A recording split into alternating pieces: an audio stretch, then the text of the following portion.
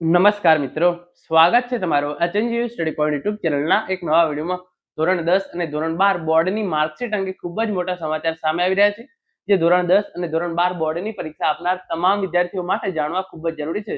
એની સંપૂર્ણ ચર્ચા આપણે આજના આ વિડીયોની અંદર કરવાના છે. તો સૌપ્રથમ તમે અહીંયા જોઈ શકો છો, જીએસઈબી ગુજરાત બોર્ડની માર્કશીટમાં મોટો ફેરફાર. ધોરણ 10 અને ધોરણ 12 બોર્ડની માર્કશીટ અંગે ખૂબ જ મોટા સમાચાર સામે આવી રહ્યા છે. જે પ્રમાણે સમાચાર મળી રહ્યા છે તમે અહીંયા જોઈ શકો છો, ગુજરાત બોર્ડની વર્ષોથી જૂની માર્કશીટનું ફોર્મેટ બદલાશે. હવે 2027 થી ધોરણ 10 અને ધોરણ 12 લાખો વિદ્યાર્થીઓને બારકોડ સાથે જે છે એ માર્કશીટ આપવામાં આવશે. અન્ય રાજ્યની માર્કશીટમાં digital signature, QR code, photo Gujarat બોર્ડમાં પણ હવે ડિજિટલ બને તેવી માંગણી. એટલે કે અત્યાર સુધી જે ગુજરાત બોર્ડની માર્કશીટ હતી એની અંદર બારકોડનો જે છે એ સમાવેશ કરવામાં આવતો ન હતો, પરંતુ હવે બોર્ડની માર્કશીટ છે એની અંદર આ પ્રમાણેના જે છે એ ફેરફાર કરવામાં આવશે. ગુજરાત બોર્ડની માર્કશીટમાં 21 વર્ષ બાદ ફેરફાર.